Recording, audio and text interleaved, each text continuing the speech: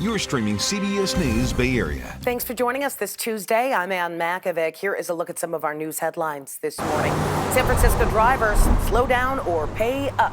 33 speed cameras installed across the city. It's going to be issuing their first citations starting today. The pilot program began in March, but until now, the cameras have only been sending out warnings. Now the 60-day grace period is over. So if you are caught going more than 11 miles an hour over the speed limit, the city says you can expect to get a ticket in the mail ranging from $50 to $500. Police say they were forced to shoot and kill a man armed with knives. Officers in Richmond went to a home on 1st Street at around 5 last night after getting a 911 call about someone threatening people. Police say when officers showed up, the man approached them with at least one sharp weapon. Then 2 officers opened fire. That suspect has not yet been identified. The Contra Costa County DA's office is leading that investigation. Cause and effect. Democrats in California are considering new political maps that could slash 5 Republican-held House seats while bolstering Democratic incumbents in other battleground districts. Governor Newsom says he intends to put those maps before voters if Texas follows through with its own redistricting. Meantime, dozens of Democratic lawmakers are still missing from Texas after they fled the state to block a vote on a Republican-backed redistricting plan. The Texas House reconvenes today after they were not able to vote at yesterday's meeting because so many Democrats were missing. The vote is on a bill to redraw that state's congressional districts, which could add 5 Republican seats to the House. There's folks saying that we walked out. And I think everyone behind me will say, we're standing up. And as Texans would say, we're standing tall. Texas Governor Greg Abbott has ordered the civil arrests for the Democrats who fled, though Texas law enforcement does not have the jurisdiction outside of the state to force the lawmakers to come back. Hundreds of buildings threatened on the Central Coast by the massive Gifford fire that broke out Friday and has now become the state's largest wildfire so far this year. That fire has scorched about 113 square miles in the Sierra Madre Mountains in San Luis Obispo and Santa Barbara counties. Evacuation orders are in place for small communities and farms. Officials say 3 people have been injured. CAL FIRE is investigating the cause of this small brush fire near a winery in Napa County. This time-lapse video was captured at around 3:30 yesterday afternoon near Long Ranch Road in St. Helena. Fire crews contained that fire to about 5 acres. All right, let's get a check on our first alert forecast. As meteorologist Jessica Birch shows us, we are in for a warm-up over the next few days. As we head into this afternoon, we're gearing up for warm weather throughout our inland spots. 90s returning in the forecast today near Antioch. We're close to the 90s in Concord at 86 this afternoon, and all the way up into Santa Rosa, it's looking pretty similar at 85. It's a warm, dry day for us today.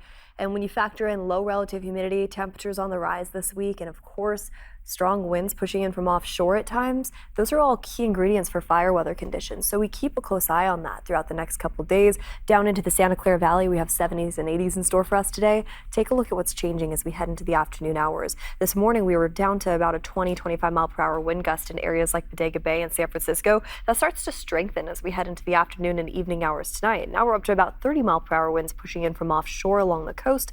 Those winds pushing in a little bit from the north will bring in some cooler weather along those coastal communities, but still, I mean, we're getting that dry, warm influence in our inland spots, and that's the trend as we head into the next 6 to 10 days. Temperatures will be on the rise. We're sitting above normal as we head into the next couple days. And that's issued by the Climate Prediction Center. This temperature outlook that you're seeing right now, it includes the whole West Coast.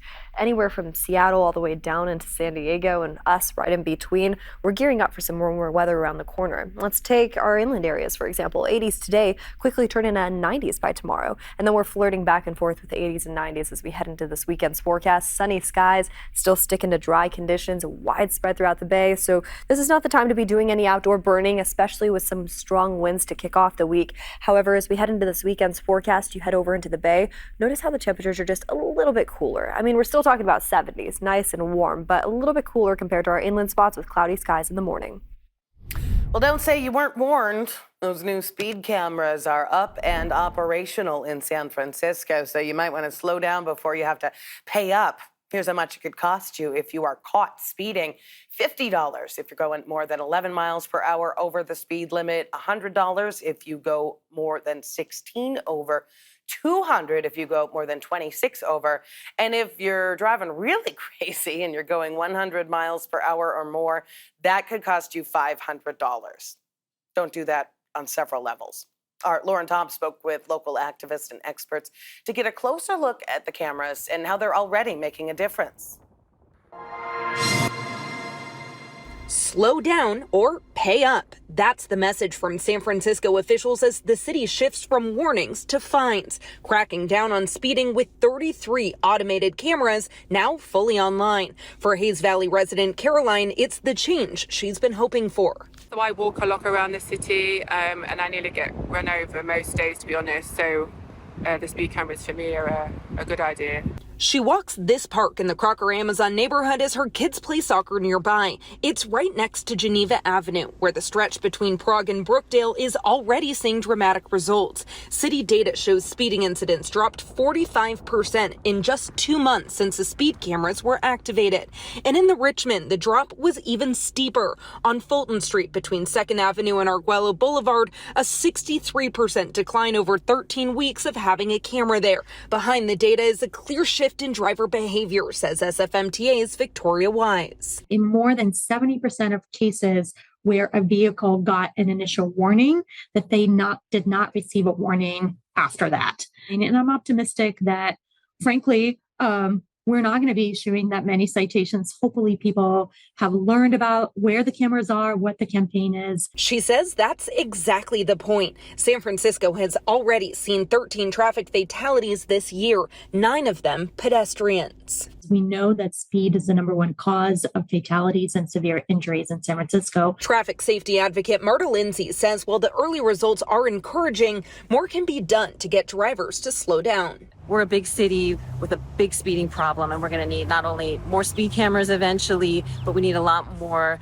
redesigns of streets where drivers feel comfortable going too fast, and we need that to change. SFMTA says more signage is coming, especially in high-risk corridors, giving drivers little excuse to slow down. We know already that by the time a driver is going 40 miles per hour, it's incredibly dangerous. And if a pedestrian is hit, they have a 75% chance of being very severely injured or dying. And the thing is that research doesn't even take into account how large and heavy vehicles are now.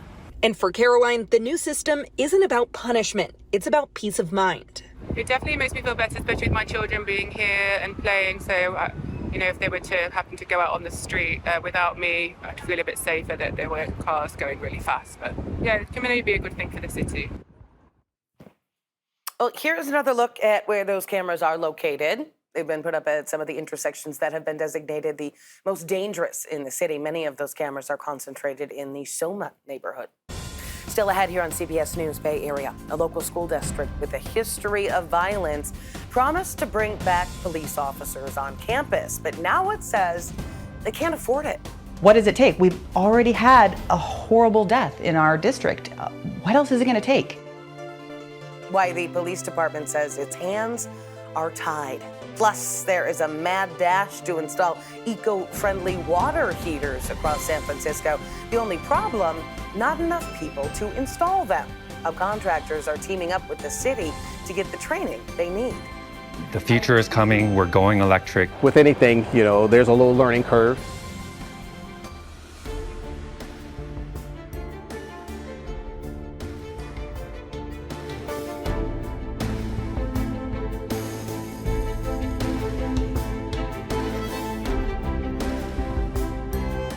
We are warming up as we head into the next couple days. 80s today, 90s by tomorrow. Still plenty of sunshine, and relative humidity is going to drop significantly. I mean, it's going to be a dry day throughout the next couple days, and we're also gearing up for sunny skies and breezy conditions, fire weather conditions, if you add all those ingredients together. So just be very careful and mindful. This is not the time to be doing any outdoor burning. Now, you make your way over to the Bay Area. We're also getting that warm up too. Low 70s turning into upper 70s from today into our forecast tomorrow. We'll hold on tight to upper 70s heading into this weekend with cloudy skies.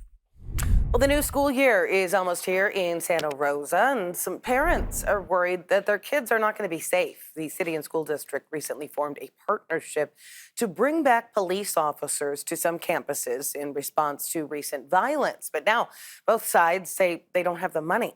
In June, the city of Santa Rosa approved more than $11 million in cuts as part of this year's budget. It is still facing a long-term deficit of $45 million. John Ramos spoke with a parent who says city and school leaders are going back on their word. It's been 5 years since Santa Rosa schools got rid of their on-campus officers, but then a series of violent events, including one death, caused the district to have a change of heart.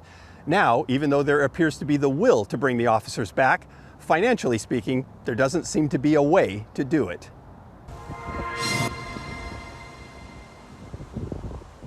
When students return to Montgomery High in a couple weeks, it may feel like business as usual when it comes to safety. But in her welcome back message to the public, Superintendent Lisa August delivered the good news. In partnership with the City of Santa Rosa, we're grateful for the recent unanimous vote by the City Council supporting a new memorandum of understanding to bring school resource officers back to our campuses. But what's missing from that understanding was any way to pay for it. The program was supposed to train 5 school resource officers, or SROs, to be assigned to the city's high schools. It came after a violent year in the schools that culminated with the stabbing death of 16-year-old Jaden Pienta at Montgomery High.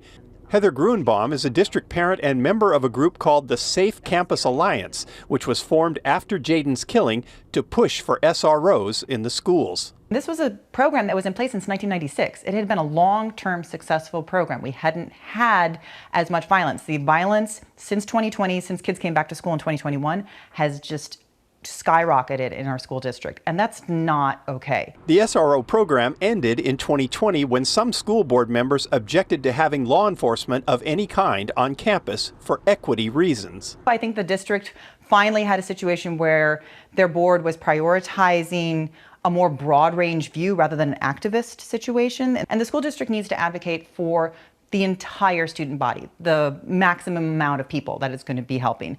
But the district has such a budget problem now that it's going to start sending 7th and 8th graders to the high schools. And the city says it also has a huge deficit and can't afford to pay the estimated $1.7 million for officers for the schools. In this last budget cycle, we experienced more than $3 million in cuts of our own, and that's before we even have this program in place. We lost 15 staff positions due to this budget cut. And Sergeant Patricia Seffens says it may be a while until the police department can supply the schools with SROs. We're looking at, 5 years or longer before all of that gets resolved. It is really disheartening to hear that for 5 years. That's not right. We need to move this forward. We need to make sure that this is a priority. Why? Just why? It's not really that much money. I think that they could handle this. So. Gruenbaum says other, smaller communities in the county seem to be able to afford an SRO program, and she feels that the money would be there if the district hadn't ended the program back in 2020. As a result, it's being viewed as a new expense that neither the city or the schools can afford. So John mentioned the district decided to close a number of schools because of the deficit. In all, 6 schools got the axe. 2 middle schools and 2 elementary schools shut down this summer. Another middle school and 1 more elementary school is going to shut down after this upcoming school year. The parents of a Napa toddler who died of fentanyl poisoning have now been charged in his death. Police say 3-year-old Zayden Schultz died in August of last year. Now the DA's office has charged his mother, 42-year-old Belen Schroyer, with murder. And the boy's father, 47-year-old Timothy Schultz, is facing charges of child abuse. Schultz is being held on $1 million bail. Schroyer is being held without bail. A dog park in Santa Clara is closed after the city got reports of a dog dying after visiting the park, and several others got sick. The Nuevo Dog Park is located at Ryder Street and La Rambla Avenue. The reports of illness have come in over the past couple of months. The city says it doesn't use any pesticides at any of its dog parks and that it has launched an environmental investigation. A martial arts gym in San Jose has a lot of cleaning up to do after a car plowed right into it. Brick, wood, glass, all shattered on the ground there. You can see the entire side of the building has been destroyed. That crash happening on Park Avenue Sunday afternoon. Police say the suspected driver collided with another car before driving into the gym. One instructor saw it all happen. Our building is right on the corner of a busy intersection, and I guess there was an accident. 2 cars hit each other right here at this light. One of them lost control and smashed through our whole building. Well, the suspect took off before police could get there. Luckily, nobody was hurt, and the crash didn't actually cause any structural damage. The gym is still open, and it seems like staff are able to laugh it off. Yeah, I would just say when you're out here in jiu-jitsu class, don't worry. Chances are you're not going to get hit by a car, but the chances aren't zero. Well, home and business owners in San Francisco are rushing into a different kind of renovation. They're replacing gas water heaters with high-powered electric ones. The demand to make the switch comes from a mix of incentives, from financial to environmental. But either way, there are not nearly enough contractors trained to install them. That's why the city of San Francisco is stepping up to help. Max Darrow looks at the efforts to train a new wave of contractors. Hey, Benny, how are you doing today? Randy Williamson really enjoys being a contractor. He's able to make a good living while helping others improve the way they live. It's very rewarding. And on this day, he's helping this San Francisco homeowner step into a greener future, environmentally speaking and financially speaking. The new one is so much more energy efficient. He's removing their gas-powered water heater and replacing it with an electric heat pump water heater. Gas water heater is definitely going out. Not just out of style, but out of circulation in the region, as the Bay Area moves away from gas-powered appliances in an effort to reduce emissions. The Bay Area Air Quality Management District banned the sale and installation of gas-powered water heaters beginning in 2027. The San Francisco Environment Department is trying to incentivize homeowners to make the switch, even offering free installs for qualifying residents. But the transition also requires manpower, and that requires contractors to learn new skills. With anything, there's a little learning curve. Williamson recently attended one of the city's new trainings and seminars for contractors to get them up to speed on the newer appliances. The latest one was fully booked, with 80 people there, and Environment Director Tyrone Jew says interest from contractors only continues to grow. The future is coming, we're going electric, and we need all of our contractors ready for this amazing amount of work that's going to happen during this transition. Jew says San Francisco is 48% of the way towards its goal of reaching net zero emissions by 2040. Almost half of the city's emissions come from buildings using gas appliances. Jew says phasing in heat pump water heaters will make a difference in the big picture and for individual consumers. You get the safety, the reliability, the health impacts, and the economic impacts. And this is what we want to educate everyone, from the public to our contractors to our own city leadership. That said, we have to make this more accessible to people in terms of incentives. From the contractor perspective, this marked install number 7 for Randy. He has 3 more on the books in the near future. There's definitely not enough installers, so that would be a great boost to help get this done. He says there is an opportunity right now for a new avenue of work. And he says it's worth it from a business and personal perspective. Good for the community, it's good for the environment, it's good for the consumer. Good for the planet. One man doing his part to help his community. Hopeful others will follow his lead. Well, the San Francisco Environment Department is going to host another contractor workshop on October 29th. If you're interested in learning more about how to qualify for a free or reduced rate heat pump water heater, you can head to the SF Environment Department's website for a full breakdown. Still ahead, a bygone era of entertainment suddenly having a big comeback. How a generation raised on the internet could be saving the last video rental store in San Francisco. When it comes to things that are streaming, like on your phone, it feels like everything's demanding your attention right away. And like these other things, there's a step removed from that. In the Bay Area, a new WNBA franchise is taking flight. Catch this first-in-a-lifetime inaugural season as the Golden State Valkyries play live on KPIX and Pix Plus. Well, just like yesterday, of course, we were dealing with some breezy conditions, making it just a little inconvenient for some outdoor activities yesterday in places like San Francisco, Bodega Bay, and everywhere in between throughout Marin and all the way up into Sonoma and Napa, too. At the same time, when you factor in strong winds, low relative humidity, which is what we have right now, and of course, a temperature rising trend, well, what's happening is we're starting to see a little bit of a chance for fire weather conditions. And that was really the case yesterday. Reed mentioned it perfect. It's like the blow dryer effect, especially along those valleys. As we head into the afternoon hours and winds start to strengthen, we had that fire that's lit just close to St. Helena up in Napa County yesterday. And that was contained really quick thanks to the firefighters up there. However, it is fire weather conditions still as we head into the next couple days. Today alone, we could see gusts up to around 15 to 20 miles per hour in some of those inland spots. We are above average as we head into the next 6 to 10 days, too. That was issued by the Climate Prediction Center. And look at this. We're gearing up for more 90s right around the corner. In the North Bay, early morning SMART train service is back on track, and the horns have now been hushed. The transit agency is setting up a quiet zone. That is at the request of the Windsor Town Council. Service on an early line started in June, and the noise complaints showed up right away. So they put 3 trips before 6 a.m. on hold until now. Now train engineers are ordered to use the horn when somebody is on or near the tracks, but not at every crossing. A neighborhood in East San Jose is celebrating a big safety improvement for a pedestrian bridge. Students use the Mayfair Bridge to get to school, as well as the community center pool and skate park. But people who live around there say it's dark and tends to attract crime. So now they put in lights, and community leaders say this could not have come soon enough. Many of us were afraid to walk here at night and being a site of ongoing criminal activity, including robberies, violence, and sexual assaults. And I felt that nobody was listening. To be honest, I almost gave up. Community organizers say that it took 15 years to get the lights on the bridge. Some businesses have to work a little harder than others to keep their doors open, and that is especially true for the last surviving video rental store in San Francisco.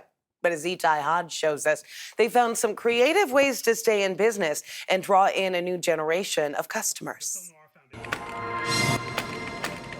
In a world ruled by algorithms and autoplay, one small store in San Francisco still does things by hand. No streaming, no logins, just rows and rows of DVDs, and a local crowd keeping movie night alive. Did you ever imagine when you opened this store that you'd be the last one standing? No. Colin Hutton is the owner of Video Wave, believed to be the last remaining video store in San Francisco. For years, he thought the final credits were about to roll. There's been many, many moments where I thought I wouldn't survive it. The trouble started around 2008, when streaming took over and video stores began to fade to black. But then, something unexpected happened. Customers started to return, including a whole new generation just discovering the joy of coming attractions. Is it the tactile thing? It's a tactile thing. 23-year-old Caitlin Zephyr says there's something refreshing about slowing down and hitting pause. When it comes to things that are streaming, I'm like on your phone, it feels like everything's demanding your attention right away. And like these other things, there's a step removed from that.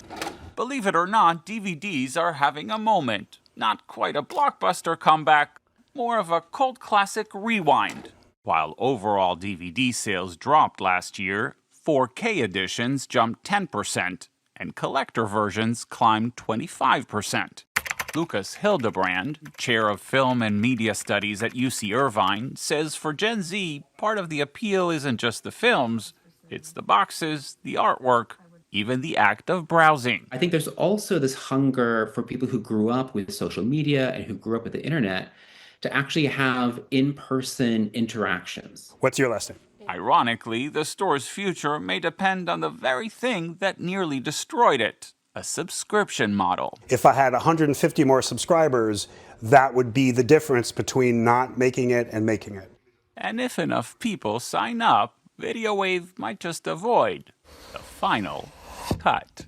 Thanks very much. So Colin tells Itai Video Wave has about 550 subscribers, which is just enough to break even. coming up in the next half hour here on CBS News Bay Area. As California gets involved in the fight over redistricting ahead of the midterms, we're going to have a look at how the standoff in Texas has triggered a response nationwide. The latest on the back and forth over redistricting efforts and the calls for arrests.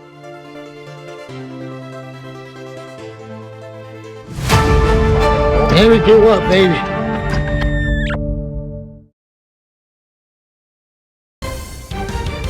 You're streaming CBS News Bay Area.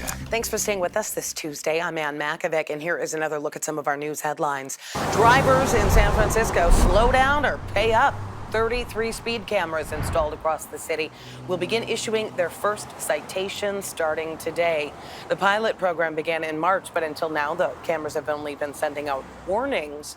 Now the 60-day grace period is officially over, so if you are caught going more than 11 miles an hour over the speed limit, the city says you can expect a ticket in the mail ranging from $50 to $500. Police say they were forced to shoot and kill a man armed with knives. Happened in Richmond. Officers went to a home on First Street at around 5 last night after getting a 911 call about someone threatening people.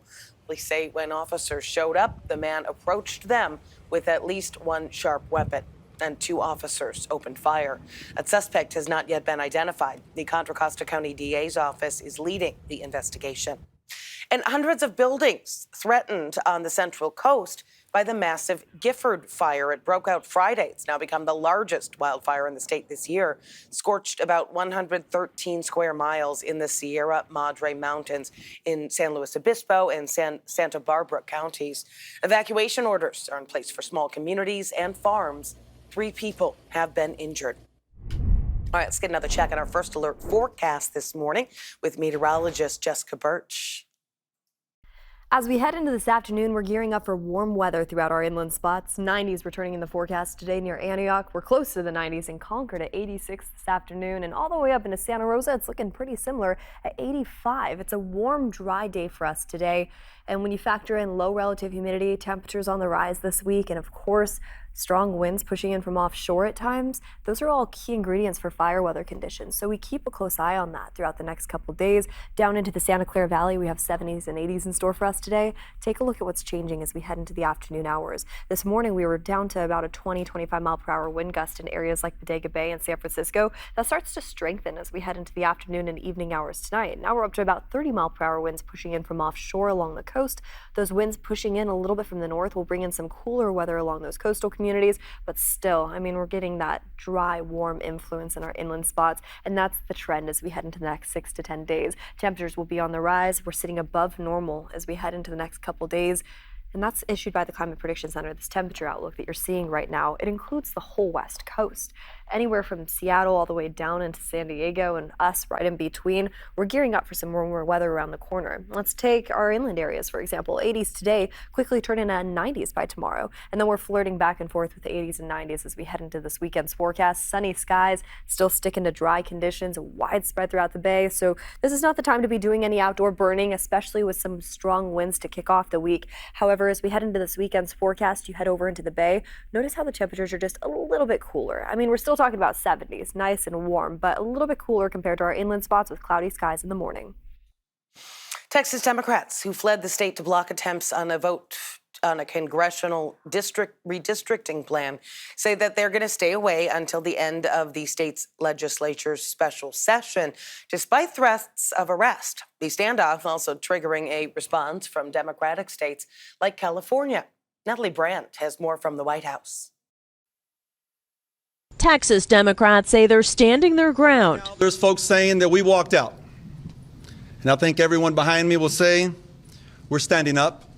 And as Texans would say, we're standing tall. Appearing this morning alongside the Democratic National Committee chair and the governor of Illinois. Texas Republicans are trying to diminish the voting power of their own constituents, and in doing so, diminish the rights of Illinoisans and all Americans. Back in Texas, State House GOP leaders issued civil arrest warrants for the more than 50 Democratic lawmakers who left to block a vote on newly proposed congressional districts. There will be consequences. Texas Republican legislators drew the new maps after President Trump said he wanted to increase the GOP's chances of picking up more seats in the state. I won Texas. I got the highest vote in the history of Texas. as you probably know. And we are entitled to 5 more seats. The Texas showdown has national implications ahead of next year's midterms, and now some Democratic governors across the country say they'll do what they have to fight back. California Governor Gavin Newsom says he's considering a special election in the fall to move forward with redrawn maps to boost Democrats' chances there. They've triggered this response, and we're not going to roll over. And we're going to fight fire with fire. Texas Democrats say part of their goal is to pressure blue states to take action as more Republican-led states consider the same. Texas law enforcement officers don't have jurisdiction to arrest the lawmakers out of state. Texas Republican Senator John Cornyn has asked the FBI to help find and investigate the Democrats. New findings have been released about that deadly Titan submersible implosion in 2023. 300-page report by the U.S. Coast Guard reveals the company OceanGate used intimidation tactics to evade regulatory scrutiny. The report outlines several key causes for the disaster, including the fact that the Titan did not meet critical safety requirements. Investigators also faulted OceanGate for continuing to use the submersible after it had previously been damaged. 5 people died in the expedition to see the wreckage of the Titanic, including OceanGate's co-founder, Stockton Rush. Well, nationwide, crime has decreased in every category last year. That is according to a new report by the FBI. The agency's annual report found that murder, violent crimes, and car thefts continued to drop from a spike that happened immediately following the COVID pandemic. The report cites a decrease in violent crime by about 4.5% last year compared to 2023. Property crimes also dropped by about 8%, including an 18% decrease in car thefts. But the report also found that violent crime still occurred every 25.9 seconds on average in the U.S. last year. It also noted an increase in the numbers of officers shot in the line of duty. This year's report used data submitted by over 16,000 different agencies across the country, which the FBI says covers about 96% of U.S. residents. Tonight, police, firefighters, and elected officials meeting with people in their communities. It's called National Night Out, and there are going to be events held in neighborhoods across the Bay Area and the country. This is video from last year's event in Oakland. City council members and representatives from public safety offices and health departments often on hand to meet and greet families in the communities where they work. The national campaign started in 1984 to build police and community partnerships. You can check with your local PD to find events around you. An invasive and destructive fruit fly has been eradicated from Alameda County. California Department of Food and Agriculture has ended the quarantine caused by the Mediterranean fruit fly known as the med fly. Here's the map highlighting the quarantine area around Fremont. Officials put that in place when the med fly was found last September. So how did they get rid of them? The CFDA released sterile male med flies to mate with the females so they could not reproduce. And not just a few, they released 250,000 of these sterile males per square mile per week. We did a little math based on the quarantine zone.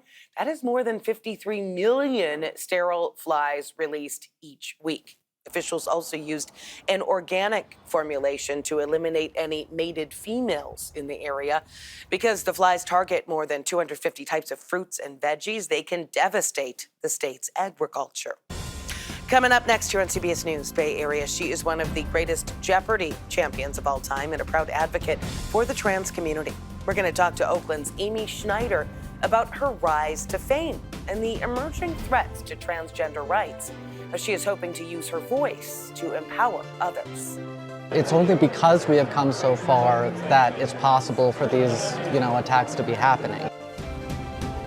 We are warming up as we head into the next couple days. 80s today, 90s by tomorrow, still plenty of sunshine, and relative humidity is going to drop significantly. It's going to be a dry day throughout the next couple days, and we're also gearing up for sunny skies and breezy conditions, fire weather conditions, if you add all those ingredients together. So just be very careful and mindful. This is not the time to be doing any outdoor burning. Now, you make your way over to the Bay Area. We're also getting that warm up too. Low 70s turning into upper 70s from today into our forecast tomorrow. We'll hold on tight to upper 70s heading into this weekend with cloudy skies. We are counting down to the 49ers' first preseason game, just 4 days until they take on the Denver Broncos at Levi's this Saturday. But as our Vern Glenn shows us, one of the most interesting competitions might have already been decided in training camp. This is the Audi Red and Gold Report. 49er head coach Kyle Shanahan announced Monday running back Isaac Arindo will be out the next couple of weeks with a shoulder injury. And defensive tackle Kevin Givens will be out until the regular season with an injured pec. San Francisco may have settled one of training camp's biggest competitions Monday, with a team cut kicker Greg Joseph appearing to mean Jake Moody will hold on to the starting job. Joseph was brought in to challenge Moody, who missed 10 field goals last season. But Shanahan has been impressed with the former third-round pick during training camp. It shows he's kicking the ball real well right now, which he is. So is Greg, too. But Mooney's got a lot of talent, and he's been kicking the ball very well, and hopefully that continues. Do you consider the competition final then? Whether you have one kicker in the building or two, which you rarely have two, kickers always know they're competing with whoever's out there. So I don't see it much different. With the Red and Gold Report, I'm Vern Glenn.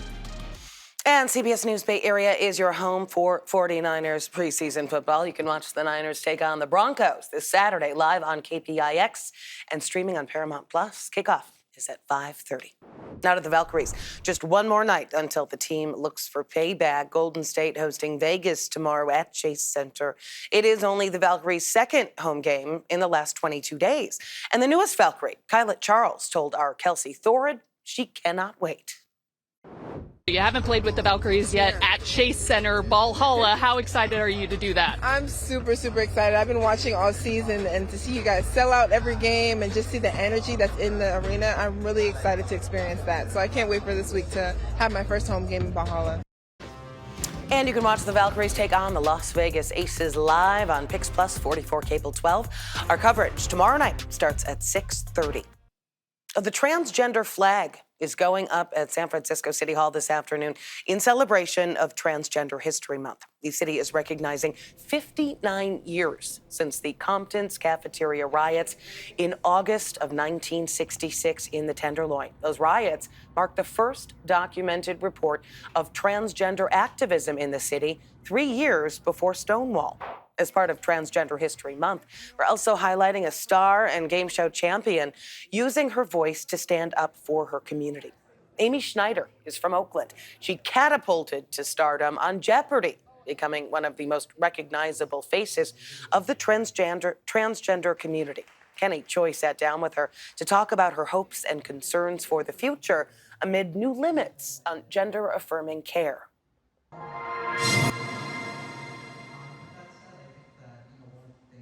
Hi, nice to meet you. Signing her book in the form of a question, The Joys and Rewards of a Curious Life, Amy Schneider recollects her history-making run on the game show Jeopardy. It really just sort of forced me to get over a lot of my doubts about my self-image and about my voice and everything else, because I was on national television for a couple of months. In late 2021, the former software engineer garnered national and worldwide attention, coming out as a transgender woman during her 40-game win streak, second best all time. She won more than $1.3 million in prize money. But her jaw-dropping streak gave her much more than just financial security. Ever since then, I have really not worried about, my appearance or anything else. I dress for myself, and I look how I want to look, not how I think I have to appeal to other people. Schneider spoke at an event to help LGBTQ+ business leaders and share more of her story. Sky King is an entrepreneur. Amy is just such an inspiration. I think her journey has been so powerful. Schneider is using her platform to speak out on transgender issues, including gender-affirming care. Healthcare is being taken away from trans kids in some places, and the fact is that the movement behind that wants to take it away from all trans people everywhere. Dawn Zarilla is a board member of StartOut who believes gatherings like this will empower marginalized individuals. It's about building community and reminding ourselves that we need each other in the entire spectrum of society to thrive. Schneider focuses on the decades-long gains for LGBTQ rights, which she says made it much easier to make her transition. It's only because we have come so far that it's possible for these, attacks to be happening. These days, she finds herself in the role of a trailblazer. To know that I have been able to do something, even kind of inadvertently, to make trans people happy, to help them, to give them some comfort in whatever struggles they're going through, is just incredibly meaningful, and it's something that I never thought would happen in my life. Well, Schneider has a new book called Who is Amy Schneider? It's a young reader's edition of her memoir in the form of a question. Schneider's Jeopardy streak is second only to the host, Ken Jennings, who won 74 consecutive games. Coming up here on CBS News Bay Area, the nominees for this year's MTV Video Music Awards have just been revealed, and one pop star just dethroned Taylor Swift for the most nominations.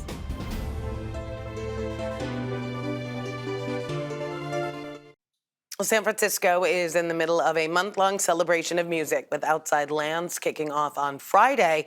And while the city is best known for the sounds of the 60s counterculture, the Bay Area was also instrumental in the emergence of punk rock. Now, a new record store in the Haight is highlighting the local punk scene, from the Dead Kennedys to Operation Ivy to Green Day.